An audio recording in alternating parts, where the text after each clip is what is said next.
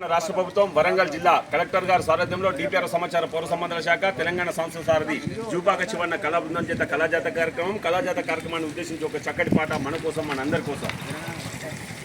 వచ్చింది ప్రజాపాలన కదలిరారవోరన్న వచ్చింది ప్రజాపాలన కదలిరారవోరన్న వచ్చింది సంక్షేమ దీవెన ఇందిరమ్మ రాజాన వచ్చింది సంక్షేమ దీవెన ఇందిరమ్మ రాజాన